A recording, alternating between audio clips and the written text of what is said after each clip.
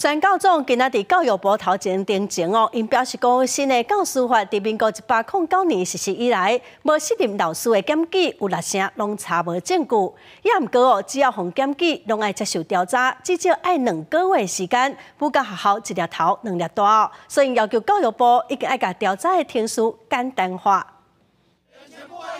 抗议阿爸教育部！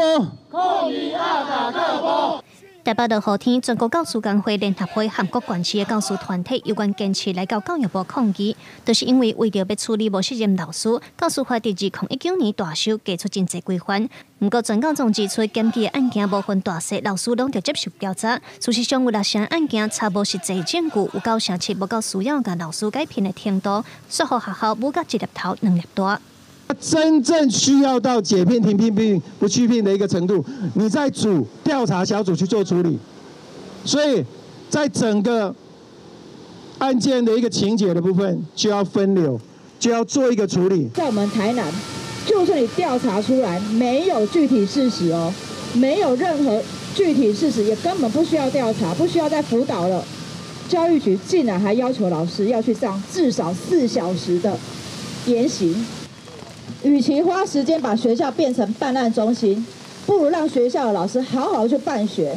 这几年无适任老师的新闻不止啊多，像讲老师霸凌学生，也是不当管教等等拢有。所以教育部修改校园霸凌防治准则等等的相关规定，嘛针对无适任老师的案件成立第3方的调查小组。但是全教总批评完全唔互校内人员参与，甚至阁要派调查人员进驻校园，调查结果可能不公平。全教总呼吁教育部卖硬要杀教师法刑法，各教师嘛出面接受因的电证书。怕的部分呢，我们把霸凌跟不当的管教或者是对待的部分呢，合并成一个机制来处理。好，那第2个部分呢，也就是提到就是明显没有达到要解聘、停聘或不续聘的这种状态呢，那我们就是朝学校直接派员调查去处理的方式，就不需要再特别去组调查小组。教师法新法拍算明年2月初1上路，全教总这期教育部所培训的调查人员可能无教育专业，国教师是讲有8成拢是老师的身份，另外嘛引进心理师、法律等等的专业人员参与。针对教师团体所提出的调查乱象，教育部嘛会继续收集意见来修法。记者卢尚如、郑俊尧台北报道。